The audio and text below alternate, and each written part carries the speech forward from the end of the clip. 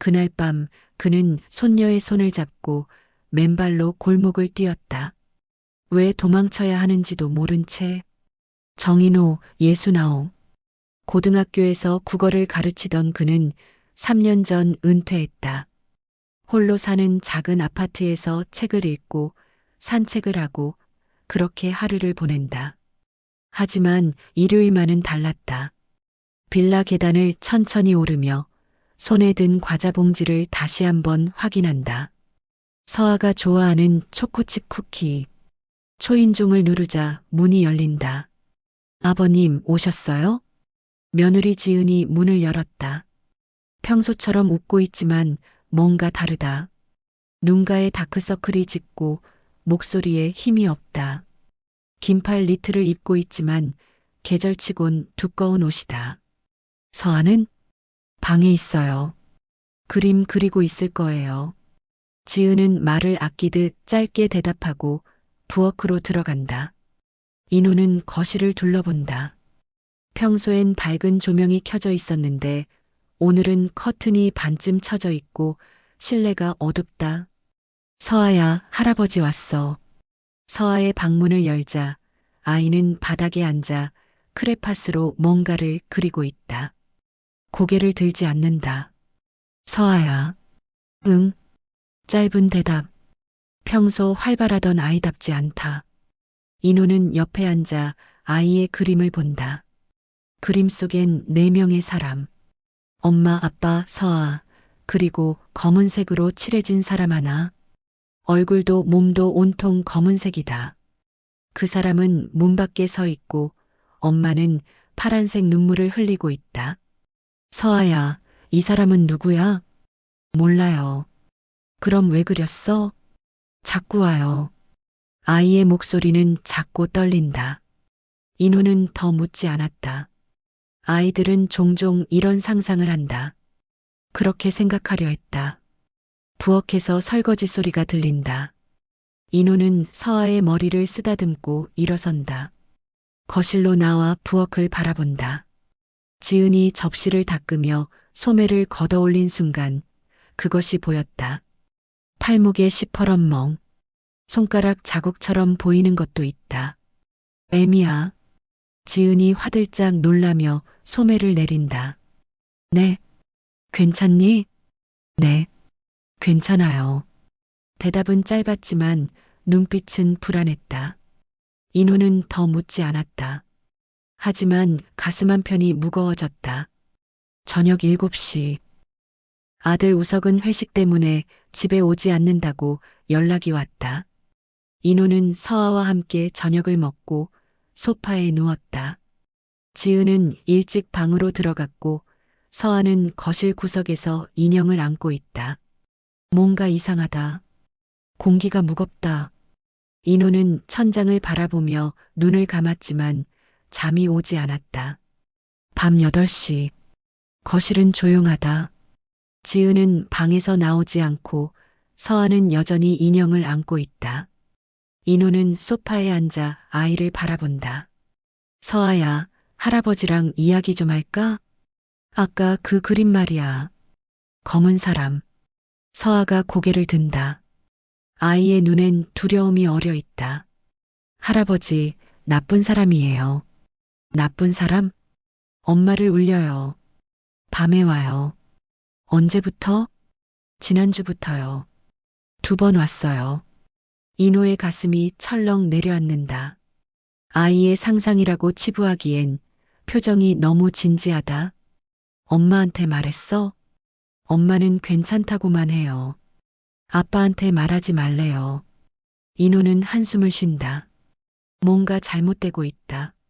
하지만 며느리는 아무 말도 하지 않는다. 인호는 조심스럽게 지은의 방문을 두드린다. 애미야, 잠깐 얘기 좀 할 수 있을까? 네, 들어오세요. 방문을 열자 지은은 침대에 앉아 무릎을 안고 있다. 눈가가 붉다. 서아가 그림 그린 거 봤어. 무슨 일 있어요? 지은은 한참을 입을 열지 못한다. 그리고 작게 말한다. 아버님, 제가 결혼 전에 빚이 좀 있었어요. 빚? 친구 보증을 잘못 썼어요. 그게 몇 년 전 일인데 최근에 그 사람이 다시 나타났어요. 무슨 빚인데? 2천만 원이요. 이자까지 합치면 더 되고요.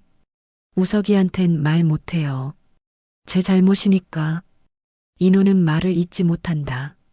며느리의 떨리는 목소리, 팔목의 멍, 서아의 그림. 모든 것이 연결된다. 협박받고 있어요? 네. 밤에 찾아와요.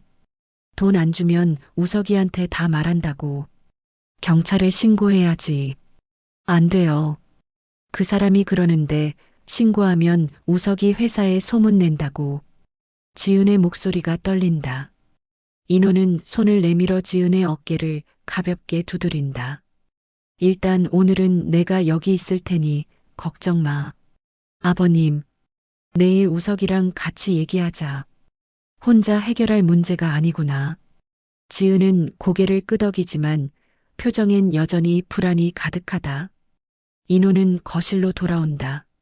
서아는 이미 잠들었다. 소파 옆에 작은 이불을 덮어주고 인호는 다시 소파에 앉는다. 시계는 밤 10시를 가리킨다. 조용하다. 너무 조용하다. 현관문 쪽에서 바람 소리가 들린다. 아니, 바람이 아니다. 뭔가 움직이는 소리. 인호는 귀를 기울인다. 복도 쪽. 누군가 서 있는 것 같다. 심장이 빨라진다. 인호는 천천히 일어선다. 휴대폰을 손에 쥐고 현관문 쪽으로 다가간다. 그런데 그때 서아가 작게 중얼거린다. 오늘도 와요. 아이는 눈을 뜨지 않았다. 잠꼬대일까? 아니면 인호는 숨을 죽인다. 문틈 사이로 희미한 그림자가 스쳐 지나간다. 검은 외투. 누군가 복도를 지나간다. 밤 11시. 인호는 소파에 누워 있지만 눈을 감을 수가 없다. 귀가 너무 예민해졌다. 바람 소리, 층간 발소리, 심지어 시계 초침 소리까지 모두 들린다. 우석은 여전히 집에 오지 않았다. 회식이 늦어진다고 문자가 왔다. 인호는 휴대폰을 확인하고 다시 천장을 본다. 서아는 옆에서 조용히 자고 있다. 인형을 꼭 껴안은 채 아이의 작은 숨소리가 거실을 채운다. 그런데 갑자기 서아가 뒤척인다. 할아버지. 응, 서아야. 깼어? 아이는 눈을 뜨지 않고 작게 중얼거린다. 오늘 밤에 와요. 뭐? 나쁜 사람. 오늘도 와요. 인호는 몸을 일으킨다. 아이는 여전히 눈을 감고 있다. 잠꼬대일까? 서아야, 꿈꾸는 거지? 아니에요. 할아버지, 조심해요. 아이의 목소리는 또렷하다. 자고 있지만 무언가를 느끼고 있는 것처럼. 인호는 소름이 돋는다. 자정이 가까워질 무렵 인호는 거실 소파에 앉아 문을 응시하고 있다. 모든 불을 끄고 복도 쪽을 주시한다. 조용하다. 너무 조용하다. 그런데 그때 복도 쪽에서 미세한 소리가 들린다. 발소리? 아니다. 뭔가 천천히 움직이는 소리. 인호는 숨을 죽인다. 심장이 귀에서 뛴다. 현관문 앞. 문틈 사이로 희미한 빛이 새어나온다. 복도 비상등 불빛. 그리고 그 빛을 가리는 그림자. 검은 외투를 입은 사람. 인호는 얼어붙는다. 누군가 문 앞에 서 있다. 노크도 없다. 초인종도 울리지 않는다. 그냥 서 있다. 몇 초가 지났을까? 아니, 몇 분이었을까? 그 사람이 움직인다. 천천히. 문 손잡이를 만진다. 철컥. 문이 열린다. 인호의 눈이 커진다. 어떻게? 잠겼는데? 검은 외투의 남자가 안으로 들어온다. 얼굴은 보이지 않는다. 모자를 깊게 눌러쓰고 있다. 남자는 천천히 복도를 걷는다. 지은의 방으로. 인호는 움직이지 못한다. 몸이 굳어버렸다. 그런데 그때 서아가 눈을 뜬다. 아이는 천천히 고개를 돌려 인호를 본다. 그리고 작게 또렷하게 말한다. 할아버지, 지금이에요. 뭐, 도망가요. 서아야, 무슨, 지금이에요. 빨리요. 아이의 눈빛은 진지하다. 두려움도 있지만 그보다 더 강한 확신이 담겨 있다. 인호는 본능적으로 서아를 안아든다. 아이는 저항하지 않는다. 그저 할아버지의 목을 꼭 감싼다. 복도 쪽에서 문 열리는 소리가 들린다. 지은의 방, 그리고 낮은 남자 목소리. 한지은, 오늘이 마지막이야. 지은의 떨리는 목소리. 제발 시간을 좀 더. 시간은 끝났어. 탁! 뭔가 부딪히는 소리. 그리고 지은의 짧은 비명. 으악! 인호는 더 이상 망설이지 않는다. 현관문을 열고 서아를 안고 뛰어나간다. 복도, 계단, 맨발, 차가운 바닥, 뒤에서 문 닫히는 소리, 그리고 무거운 발소리가 따라온다. 아, 거기서 남자의 목소리. 인호는 뒤돌아보지 않는다. 그저 계단을 뛰어내려간다. 3층, 2층, 1층. 숨이 턱까지 찬다. 심장이 터질 것 같다. 서아는 울지 않는다. 그저 할아버지의 목을 꼭 안고 있다. 빌라를 빠져나온 인호는 골목길로 뛴다. 가로등이 희미하게 길을 비춘다. 맨발의 발바닥이 차갑고 아프다. 하지만 멈출 수 없다. 뒤에서 발소리가 들린다. 무겁고 빠른 발소리. 아, 서. 남자의 목소리가 골목에 울려 퍼진다. 인호는 뒤돌아보지 않는다. 서아를 더 꽉 안고 골목 끝으로 달린다. 할아버지, 괜찮아요. 서아의 작은 목소리가 귀에 닿는다. 아이는 떨고 있지만 울지 않는다. 괜찮아, 서아야. 괜찮아. 인호는 숨을 헐떡이며 골목을 빠져나간다. 큰 길, 차들이 지나간다. 불빛이 보인다. 편의점, 24시간 편의점이 보인다. 인호는 그곳으로 뛴다. 문을 열고 들어간다. 종이 딸랑 울린다. 손님, 괜찮으세요? 편의점 알바생이 놀란 얼굴로 쳐다본다. 인호는 맨발이고 서아를 안고 있다. 얼굴엔 땀이 흐르고 숨은 거칠다. 경찰 좀 불러주세요. 네. 무슨. 빨리요. 알바생이 112에 전화를 건다. 인호는 편의점 창문 너머를 본다. 골목 입구. 어둠 속 검은 외투의 남자가 서 있다. 모자를 깊게 눌러 쓴 채 편의점을 바라보고 있다. 얼굴은 보이지 않는다. 하지만 분명히 이쪽을 보고 있다. 인호는 서아를 더 꽉 안는다. 아이는 여전히 조용하다. 몇 초가 지났을까? 남자가 천천히 돌아선다. 그리고 어둠 속으로 사라진다. 할아버지. 응, 서아야. 그 사람 갔어요. 알아. 인호는 바닥에 주저앉는다. 다리에 힘이 풀린다. 심장은 여전히 미친 듯이 뛰고 있다. 알바생이 물 한 병을 건넨다. 경찰 오신대요. 5분 정도 걸린대요. 감사합니다. 인호는 물을 한 모금 마신다. 손이 떨린다. 5분 후 경찰차가 도착한다. 경찰 2명이 편의점으로 들어온다. 신고하신 분이세요? 네, 저희 며느리가. 인호는 떨리는 목소리로 상황을 설명한다. 빌라에 침입자가 들어왔고 며느리가 위험하다고, 손녀를 데리고 도망쳤다고. 경찰은 즉시 빌라로 향한다. 인호와 서아도 함께 간다. 빌라에 도착했을 때 현관문은 열려 있다. 경찰이 먼저 들어간다. 경찰입니다. 안에 계세요? 대답이 없다. 인호는 서아를 안고 뒤따라 들어간다. 거실. 아무도 없다. 지은의 방. 문이 열려 있다. 안을 보니 침대는 어질러져 있고 옷장 문이 열려 있다. 하지만 지은은 없다. 며느라, 며느라. 인호는 집안을 돌아본다.